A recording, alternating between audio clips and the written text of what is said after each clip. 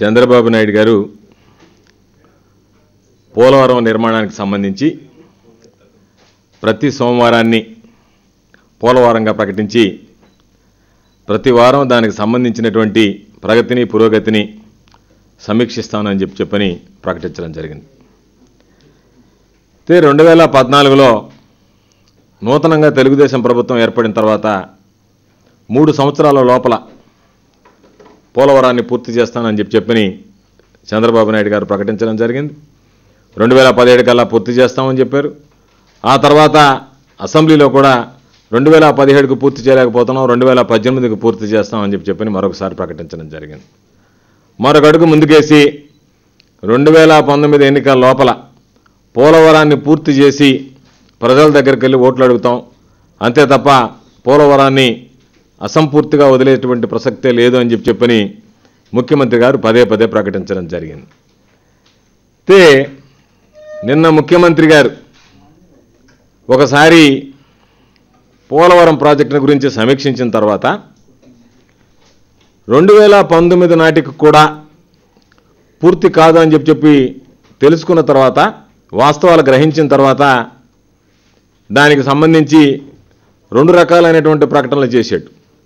ఒకటేమో అధికారులకు సంబంధించి మీరు అలసత్వం ప్రదర్శిస్తున్నారు, దానివల్ల పూర్తి కాలేదు అని చెప్పని ఒకసారి మాట్లాడాడు. మరొకసారి అనుకున్నటువంటి విధంగా పనులు సంతృప్తికరంగా సాగుతున్నాయని చెప్పని చంద్రబాబు నాయుడు గారు మాట్లాడడం జరిగింది. అయితే మాకున్నటువంటి ఆలోచనల్లా చంద్రబాబు నాయుడు గారికి 2 టార్గెట్స్ ఉన్నాయి. ఒకటి కంప్లీషన్ టార్గెట్, ఇంకొకటి కమిషన్ టార్గెట్. అయితే నిన్న ఆయన దాని మాటల్లో ఆయనకు చెప్పినటువంటి విషయాల్లో మేము అభిప్రాయపడేది కంప్లీషన్ టార్గెట్ సరిగ్గా లేదు, కమిషన్ టార్గెట్ మాత్రం సరిగ్గా అందుతుందనేటువంటిది ఆయన ఇచ్చినటువంటి సంకేతంలాగా అనిపిస్తుంది నిన్న.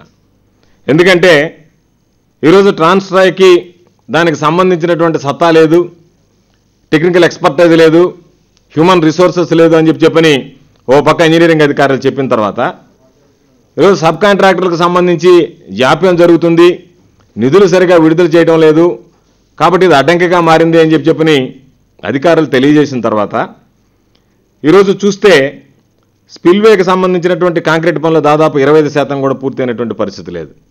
డయాఫ్రమ్ వాళ్ళకి సంబంధించి 5% కూడా పూర్తయినటువంటి దాఖలాలు లేవు. 48 గేట్లుంటే కేవలం 3 గేట్లు మాత్రమే పూర్తయి, 45 గేట్లు ఇంకా పూర్తి కావాల్సి ఉంది. అంటే ఏదైతే కాంక్రీట్ ఉందో కాంక్రీట్ వర్క్స్ మాత్రం పూర్తయ్యేటువంటి పరిస్థితి కనిపించడంలా, మట్టి పని ఒక్కదాంట్లోనే పురోగతి ఈరోజు సాధించినట్టుగా కనిపిస్తుంది. అంటే దాని అర్థం చంద్రబాబు నాయుడు గారు అధికారులకు అక్షంతలేసి అధికారులను తప్పుపట్టి ట్రాన్స్ట్రాయ్కి అండగా నిలవడం వెనుకున్నటువంటి ఆంతరం ఏంటంటే కంప్లీషన్ టార్గెట్ అందుకోలేకపోతున్నాడు, కమిషన్ టార్గెట్స్ అందుకోగలుగుతున్నాడు కాబట్టి పనుల పట్ల సంతృప్తికరంగా ఉందన్నాడు, జాప్యం పట్ల అధికారుల మీద ఆగ్రహం వ్యక్తం చేశాడు. దానికి సంబంధించి మరొక మెట్టు ఏమిటంటే చంద్రబాబు నాయుడు పూర్తి చేయలేకపోయాడు, పూర్తి చేయలేమనేటువంటి మాట మాట్లాడవచ్చు. దానికి ముందుగా లీక్లు ఇవ్వడం చంద్రబాబుకు అలవాటు కాబట్టి నిన్న ఫస్ట్ లీక్ ఇచ్చినట్టుగా భావించాల్సినటువంటి పరిస్థితి. ఈరోజు చంద్రబాబు నాయుడు ఇంకొక మాట కూడా చెప్పాడు, ప్రతిపక్షాలు దీన్ని అడ్డుకుంటున్నాయి అని చెప్పని చంద్రబాబు నాయుడు గారు మాట్లాడడం జరిగింది. చంద్రబాబు నాయుడిని చెప్పాల్సింది నీకు చేత కాదు అని చెప్పు, నేను దద్దమ్మని అని చెప్పు, నా వల్ల కాలేదు పూర్తి చేయలేకపోతున్నానని చెప్పు. నీకు చేతగాక నువ్వు దద్దమ్మవయ్యి పనులు పూర్తి చేయలేక ఈరోజు ఆత్మస్థుతి పరనంద పేరుతో ప్రతిదానికి ప్రతిపక్షాలను అడ్డుపోసుకోవడం తప్ప ప్రతిపక్షాలు ఎక్కడ అడ్డుకున్నాయి, ప్రతిపక్షాలు ఏం చేశాయి, ప్రతిపక్షాలు నువ్వు పనిచేస్తుంటే ఎక్కడ నిన్ను అవరోధాలు కల్పించాయి నీకు? ఈరోజు ఎందుకు ప్రతిపక్షాల గురించి నువ్వు పదే పదే మాట్లాడడానికి ప్రయత్నం చేస్తున్నావు? అంటే నువ్వు చేయలేకపోయినటువంటి పనికి నీకు చేష్టలుడికి దద్దమ్మలాగా చేయలేక నువ్వు వెనకబడిపోతే అనుకున్నటువంటి విధంగా పూర్తి చేయలేకపోతే ప్రజలకు వెళ్ళి క్షమాపణ చెప్పుకోవాల్సినటువంటి పరిస్థితి ఏర్పడుతుంటే ఒక పక్క అవినీతికి పాల్పడుతూ అధికార దుర్వినియోగానికి పాల్పడుతుంటే వాటి గురించి ఆలోచన చేయకుండా ఈరోజు కొంతమంది శక్తులు అడ్డుపడుతున్నారు, దానివల్ల వెనక్కి వెళ్ళిపోవాల్సి వచ్చిందని చెప్పి ఎవరు అడ్డుకున్నారు చంద్రబాబు నాయుడిని? మేము అడిగే చంద్రబాబు నాయుడిని సూటిగా ఒకటి, ఈరోజు 9 సంవత్సరాలు ఈ రాష్ట్రానికి ముఖ్యమంత్రిగా పనిచేశావు, ఏ రోజైనా పోలవరం గురించి ఆలోచన చేసావా? చేసినటువంటి దాఖలాలు ఉన్నాయా? ఈరోజు రాజశేఖర రెడ్డి గారు వచ్చిన తర్వాత స్వర్గీయ రాజశేఖర రెడ్డి గారు పోలవరం గురించి ఆలోచన చేసి పోలవరం ప్రాజెక్టు నిర్మాణానికి ఆయన ఆలోచన చేశాడు, ఆయన పూనుకున్నాడు, ఆయన సంకల్పించాడు. ఈరోజు ఆయన వారసులుగా ఆయన ఆశయ సాధన కోసం పనిచేసేటువంటి వైఎస్ఆర్ కాంగ్రెస్ పార్టీలో ఉన్నటువంటి మేమందరం కూడా అది పూర్తి కావాలని కోరుకుంటే నువ్వు కమిషన్ కంప్లీషన్కి సపరేట్ టార్గెట్స్ పెట్టుకొని కంప్లీషన్ టార్గెట్స్ పక్కన పెట్టి కమిషన్ టార్గెట్స్ అందుకుంటా ఈరోజు నువ్వు దాని గురించి మాట్లాడడం అనేటువంటిది సరైనటువంటి పద్ధతి కాదు. ఈరోజు చంద్రబాబు నాయుడు చెప్తున్నాడు లైఫ్ లైన్ ప్రాజెక్ట్ అని మాట్లాడితే, లైఫ్ లైన్ అంటే రైతులకు సంబంధించి లైఫ్ లైన్గా అనిపించడం లేదు కానీ చంద్రబాబు కుటుంబానికి రైతులకు వరం కాదు కానీ చంద్రబాబు నాయుడు గారికి వరం. చంద్రబాబు నాయుడుకి వరం కూడా సంభవించేదంతా లోకేష్ పరం. అందుకే మొదట్లో చంద్రబాబు నాయుడు గారు అనేక సందర్భాల్లో చెప్పాడు ఇది sunrise state, AP sunrise state, AP sunrise state అంటే మేము అనుకున్నాం నిజంగా సన్ రైజ్ అంటే సూర్యుడు ఉదయించేటువంటిది కదా, సూర్యుడు ఉదయించేటువంటి రాష్ట్రంలాగా పాపం సన్ రైజ్ అనుకుంటున్నాడేమని. ఆ సన్ రైజ్ కాదు ఇది, Chandrababu sunrise. Lokesh rise అవుతున్నాడు తప్ప ఇంకొక రైజ్ కావడంలో ఆంధ్ర రాష్ట్రంలో. అందుకని పోలవరం ఇవన్నీ కూడా ఆయన సన్ రైజ్ కోసం ఉపయోగపడుతున్నాయి తప్ప ప్రజలకు సంబంధించినటువంటి సన్ రైజ్ కోసం ఉపయోగపడేటువంటి పరిస్థితులు లేవు. కాబట్టి చంద్రబాబు నాయుడు సన్ రైజ్ వరకు ఉన్నటువంటి ఆలోచన ఇది. కాబట్టి ఈరోజు చంద్రబాబు నాయుడు స్పష్టంగా చెప్పాల్సింది ఈరోజు మొత్తం కేంద్రంతో సహా కేంద్రం భరించాల్సినటువంటి ప్రాజెక్ట్ ఇది, అనుమతులతో సహా కేంద్రం ఇవ్వాల్సినటువంటి ప్రాజెక్ట్. విభజన చట్టం ప్రకారం స్పష్టంగా చెప్పారు. దీనికి సంబంధించి ఏం చెప్పారు పోలవరం ప్రాజెక్టు గురించి? The central government shawl execute the projects and obtain all requisite clearances including environmental, forest and rehabilitation and resettlement norms. ఖచ్చితంగా దానికి సంబంధించి కేంద్ర ప్రభుత్వ నిధులతో పూర్తి కావాల్సినటువంటి ప్రాజెక్టుని 3 సంవత్సరాల్లో చేస్తాను, 4 సంవత్సరాల్లో చేస్తాను అని చెప్పి 5 సంవత్సరాల్లో కూడా పూర్తి కాకపోతే ఈరోజు దానికి సంబంధించి 2014-15 కానీ 15-16 కానీ 16-17 బడ్జెట్లో కానీ గణనీయమైనటువంటి కేటాయింపులు ఎప్పుడన్నా జరిగాయా? దాని మీద చంద్రబాబు నాయుడు ఎప్పుడన్నా ప్రశ్నించాడా?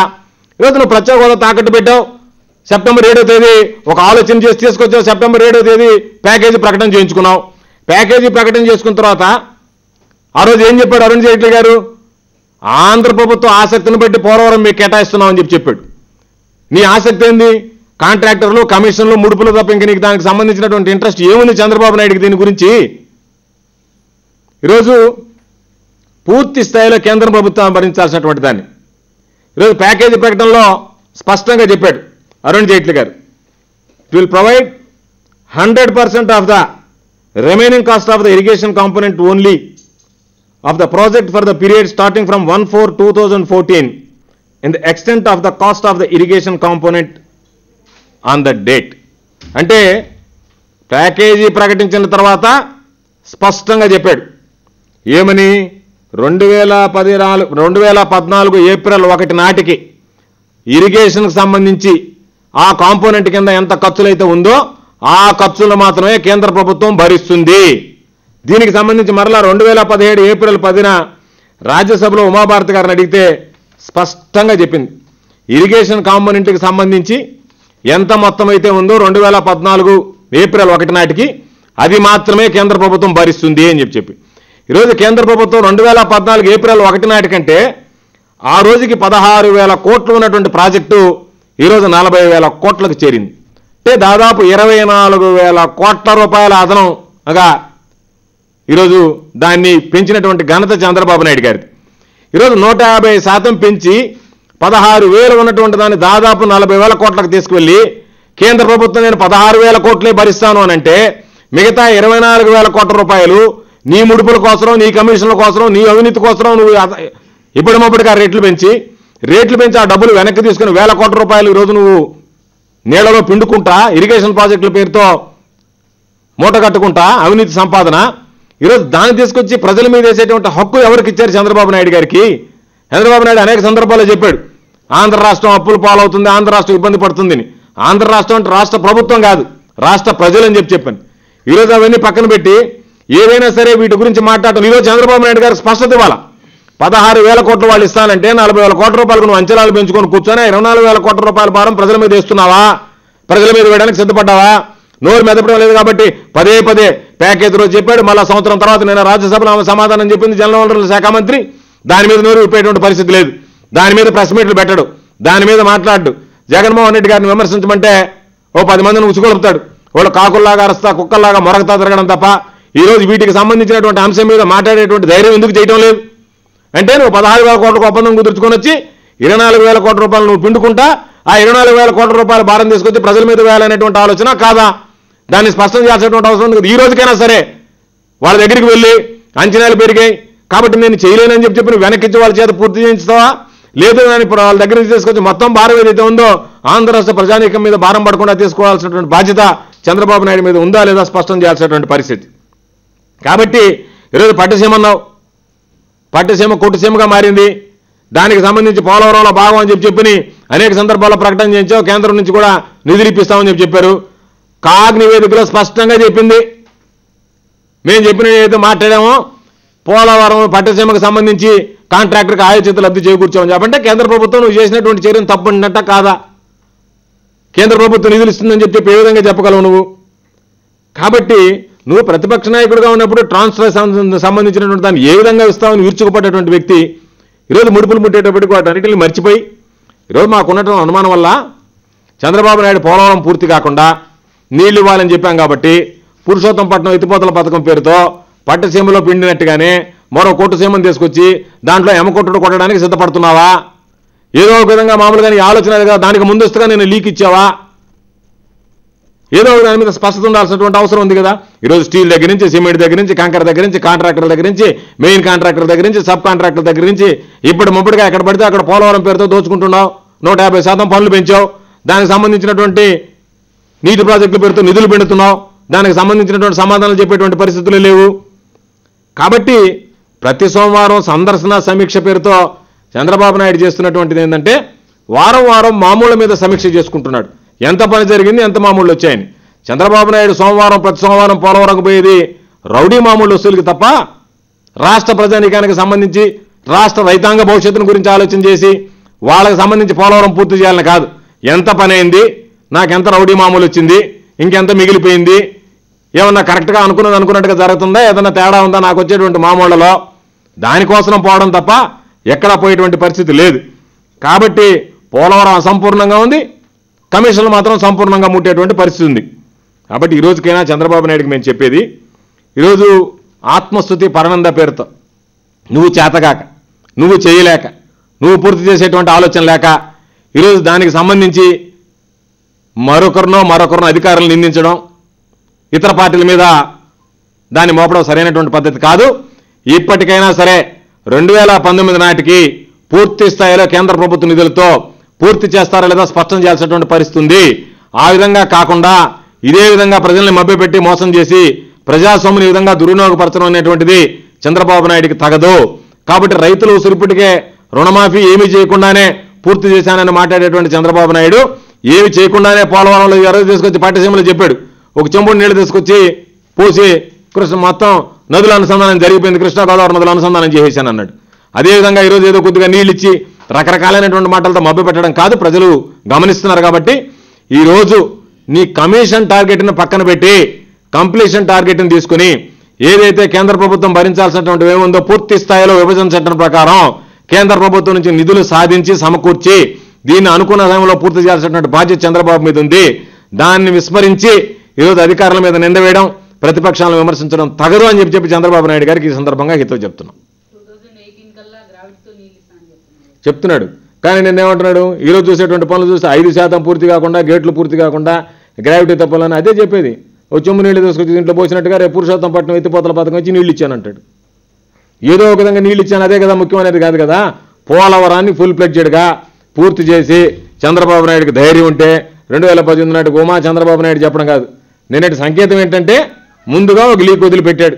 2019 కూడా పూర్తి అయ్యేటువంటి పరిస్థితి లేదు అని చెప్పి ఆ సమీక్షలో, లేకపోతే చూసి గమ్ముగా పోయి ఇంకెక్కడన్నా దొంగచాటుగా సమీక్ష పెట్టుకొని ఉండేవాడు. అందుకని చంద్రబాబు నాయుడు 2017 అన్నాడు, 2018 అన్నాడు, 2018 గ్రావిటీతో నీళ్ళు అన్నాడు. గ్రావిటీతో నీళ్ళు అంటే ప్రాజెక్టు పూర్తి చేసి నీళ్ళు ఇవ్వాలని చెప్పి చెప్తాడేమో చూద్దాం. ఏ విధంగా ఇస్తాడు, మళ్ళీ ఏదన్నా మామూలుగా దానికి ఇంకేదన్నా ఆలోచన చేసి ఉన్నాడేమో, పట్టిసీమ లాంటిది ఇంకేదన్నా కొట్టడానికి. అదే అనుమానం. గత 3 రోజులు పోలవరం ఇష్యూలో కమిషన్ తీసుకుంటున్నారు చంద్రబాబు, మీ పార్టీ నేతలంతా కూడా ఇదే అంశం మీద హైలైట్ చేస్తున్నారు. ఆధారాలు ఏమైనా ఉన్నాయా ఎవరికన్నా? ఇవన్నీ ఆధారాలే కదా. నీకు కాంట్రాక్టర్ కంటపెట్టిన దాని గురించి అనేక సందర్భాల్లో మా వాళ్ళు లెక్కలతో సహా గణాంకాలతో సహా ఇచ్చారు. మేము చెప్పేది ఒకటే, కేంద్ర ప్రభుత్వం కట్టి ఇస్తానన్నటువంటి ప్రాజెక్టు మీద చంద్రబాబు నాయుడు ఆసక్తి ఎందుకు? కమిషన్ల మీద కక్కుర్తి లేకపోతే 7వ తేదీ ప్రకటన రాగానే తెల్లవారి నుంచే నువ్వు ఎందుకు పెంచాల్సి వచ్చింది, కేంద్ర ప్రభుత్వం దగ్గరికి వెళ్ళి ఈ విధంగా పనులు పూర్తి చేయాలంటే డబ్బు పెంచాలి, దానికి అనుమతి ఇస్తారా అనకుండా ఆ రోజు అధికారులు అడ్డం చెప్తే పెంచడానికి కుదరదు అంటే క్యాబినెట్లో పెట్టి పెంచాల్సినటువంటి అవసరం ఏమొచ్చింది? 14,000 కోట్ల 40,000 కోట్ల రూపాయలకు పెంచేటప్పుడు కేంద్ర ప్రభుత్వం అనుమతి తీసుకున్నావా? కేంద్ర ప్రభుత్వం పూర్తి స్థాయిలో పూర్తి చేస్తానటువంటి ప్రాజెక్టుకు నువ్వు 24,000 కోట్ల రూపాయలు పెంచి ఈరోజు వెళ్ళి 150% పెంచి కమిషన్లో కకృతి పడకుండా నువ్వు తీసుకోవాల్సినటువంటి అవసరం వచ్చింది. ఈ 24,000 కోట్ల రూపాయలు ఆంధ్ర రాష్ట్ర ప్రజల మీద వేసేటువంటి హక్కు నీకు ఎక్కడిది? ఎవరిచ్చారు నీకు ఆ హక్కు? కేంద్ర ప్రభుత్వం పూర్తి స్థాయిలో ఇస్తానని చెప్పి విభజన చట్టంలో పెట్టిన తర్వాత ఈరోజు నువ్వు తీసుకెళ్ళి నీవు కకృతి పడాల్సినటువంటి అవసరం వచ్చింది. నీ పరపతి ఉపయోగించే ప్రపంచ దేశాలన్నింటిలో నీకు పరపతి ఉంది కదా. భారతదేశం కాదు, చైనా, జపాన్, హాంకాంగ్, సింగపూర్ అంత ఫిగర్వి. ఈరోజు నువ్వు ఇక్కడికి వచ్చి దాని మీద ఆ విధంగా ఆలోచన చేయకుండా తీసుకొచ్చి ప్రజల మీద భారం వేసడానికి 24,000 కోట్ల రూపాయలు నీళ్ళల్లో కూడా నిధులు పిండగలిగిన మొనగాడు అని చెప్పి రుజువు చేసుకున్నావు, నీళ్ళు ఇవ్వలేకపోయినా కూడా. అది చంద్రబాబు నాయుడు గొప్పతనం. రైతాంగానికి నీళ్లు ఇవ్వలేకపోయినా నీళ్ళలో నిధులు పిండగలిగాడు. జలయజ్ఞం పెట్టినప్పుడు కూడా 84,000 కోట్లు పెంచారు కదా సార్ ఎస్టిమేషన్. 84,000 కోట్ల రూపాయలకి ఈ విధంగా పెరగలే. ఆ రోజు ఉన్నటువంటి ఈపీఎస్ సిస్టంలో కాంట్రాక్ట్ ప్రకారం వర్కులు పెరిగాయి, రేటు పెరిగింది, స్కోప్ పెరిగింది. ఒక కాంట్రాక్ట్ మీద ఎప్పుడు పెరగలే. ఒకసారి కావాలంటే పోయి ఒకసారి దానికి సంబంధించినటువంటి రికార్డు మొత్తం తీసి చూడండి. ఆ రోజు ఉన్నటువంటి పరిస్థితిని బట్టి ఈపీఎస్ వేసిన తర్వాత దాని మీద వచ్చినటువంటి దాన్ని బట్టి ఆ రోజు వర్క్ స్కోప్ పెరిగింది. అంతే తప్ప కాంట్రాక్ట్లో ఉండేటువంటి దాన్ని అదే స్కోప్లో ఉండేటువంటి దాన్ని రివైజ్డ్ రేట్స్ ఏంటి 16,000 కోట్ల రూపాయలతో పూర్తి చేసినటువంటి ప్రాజెక్టు 40,000 కోట్ల రూపాయలకి ఎక్కడా పెరగలే. వర్కులు పెరిగాయి, ప్రాజెక్ట్స్ పెరిగాయి, అనుకున్న దానికన్నా ఎక్కువ నిర్మాణాలు తీసుకోవాలని చెప్పిన ఆలోచన చేశారు. ప్రతి జిల్లాలో కూడా మామూలుగా ప్రతి ఒక్కరు వచ్చా మాకు ఇది వస్తే ఈ అవసరం వస్తే బాగుంటుందంటే రాజశేఖర రెడ్డి గారు అవన్నీ టేకప్ చేశాడు. దానివల్ల మామూలుగా ఆ రోజు జలయజ్ఞం అనేది అంచనాలు పెరగలే. అమౌంట్ మామూలుగా ఏంటంటే నెంబర్ ఆఫ్ ప్రాజెక్ట్స్ పెరిగాయి, స్కోప్ ఆఫ్ వర్క్ పెరిగింది, దానికి ప్రపోర్షనేట్గా పెరిగింది తప్ప ఈరోజు చంద్రబాబు నాయుడు లాగా ఒకే వర్క్ పెట్టుకొని దానికి రివైజ్డ్ వర్క్స్ చేసుకొని ఒక అప్రూవల్ వచ్చిన తర్వాత మీరు కట్టుకోండి అని చెప్పిన తర్వాత రేట్లు పెరగలే. కేంద్ర ప్రభుత్వం కట్టాల్సిన ప్రాజెక్టును రాష్ట్ర ప్రభుత్వం తీసుకుని 24,000 కోట్ల రూపాయలు 150% పెంపు. సిగ్గుపడాల్సినటువంటి పరిస్థితి. ఏం చెప్పుకుంటాడు చంద్రబాబు ఈరోజు ప్రజల్లోకి వచ్చి? అదేమంటే నేను నిప్పు నిజాయితీ అంటే ఏం చెప్పాలి మనం? అంత నిప్పైనోడు 24,000 కోట్ల రూపాయలు కేంద్ర ప్రభుత్వం నుంచి రాష్ట్ర ప్రభుత్వం రంగాన్ని పెంచి కూర్చున్నాడు.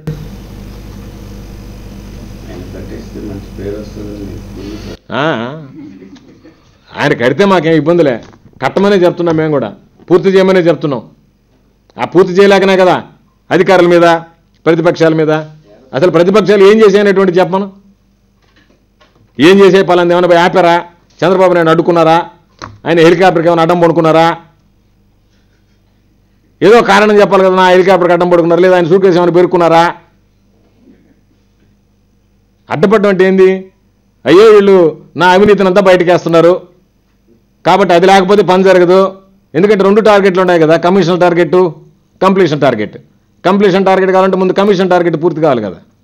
ఆ కమిషన్ టార్గెట్ పూర్తి కావాలనుకుంటే అడ్డంకి కదా ఇదంతా బయటపడిపోతుంది వ్యవహారం, కొట్టుడు.